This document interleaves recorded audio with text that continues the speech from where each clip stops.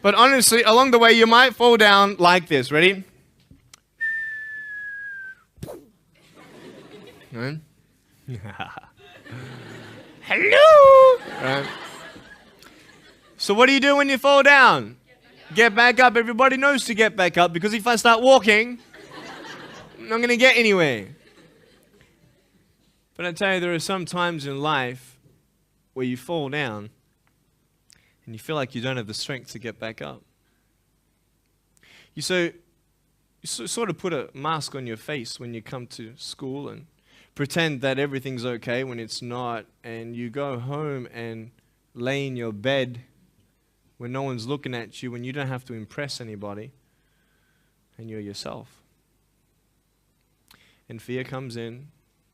You know the fear that you have as soon as you walk into the doors of your house. Maybe there's a broken home.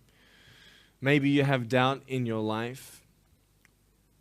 Maybe you don't know for sure what's going to be happening in the future, and it scares you.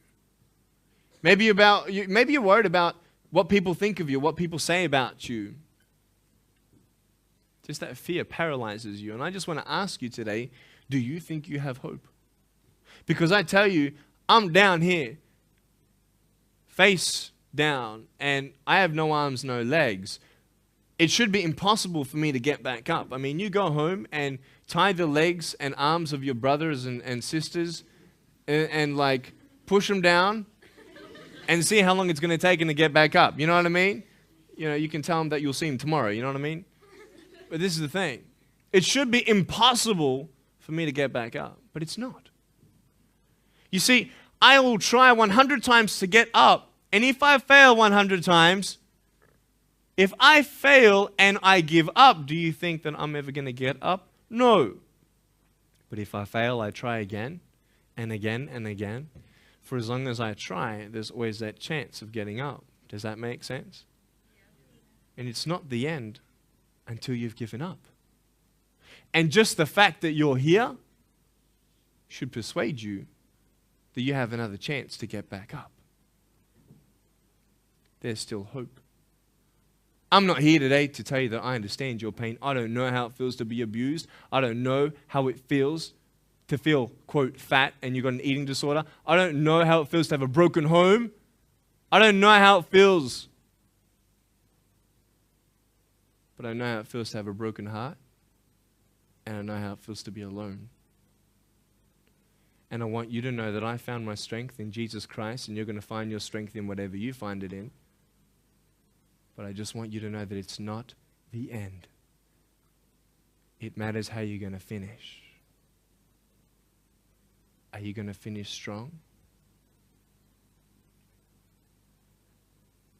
And you will find that strength to get back up like this.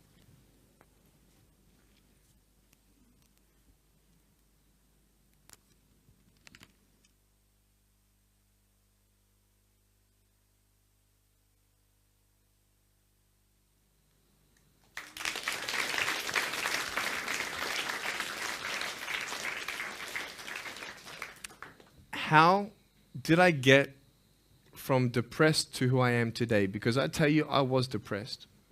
When I was age 8, I used to concentrate on the things I didn't have. I wish I had arms and legs, and I wish I could do this, but what can I do? You see, I have a choice, and that's what I want to talk about today, choices.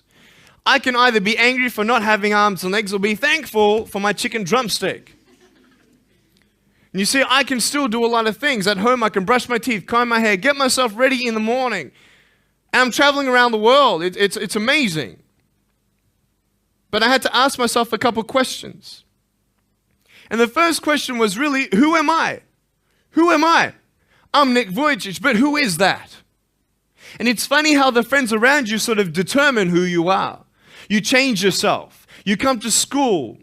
And everybody swore around me at high school, so I started swearing. Why? Because it's the cool thing to do. Everybody swears. So I don't want to be left out. And I want to be accepted, so I started swearing. You go to a party, everybody's drinking, so you drink. Why? Well, everybody else around me is doing a big deal. And you start losing yourself, and you start putting your security in temporary things. You start putting your happiness in things that won't last. You can get drunk all you like, but in the morning, you're going to be sober with a headache with the same problems. You want to be high the rest of your life on drugs? Everybody say, don't do drugs, don't do drugs. Well, why? Why do we even go there? It's either out of curiosity, peer pressure, or trying to escape reality. Basically, three things. That's why we go to drugs, sex, alcohol. Why do you do it? Because it feels good. Okay, that's how we're doing it. I mean, if you want something, you go get it. You want to buy something, you save up money, you go get it. Why? Because that will make you happy. And we take these steps in the wrong direction that will actually take you away from your dreams. Oh, don't worry, Nick. Drugs and alcohol won't take me away from my dreams and my purpose and sex and all that. No. But I tell you, it actually will.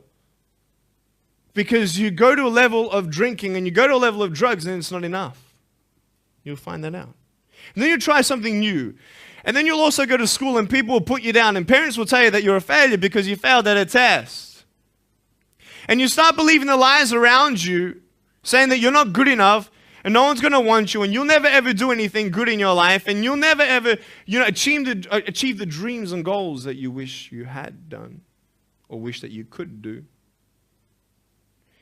And these steps take you closer. That voice saying, you're not good enough, you're not good enough, you're not good enough. And all you need is one more step to fall.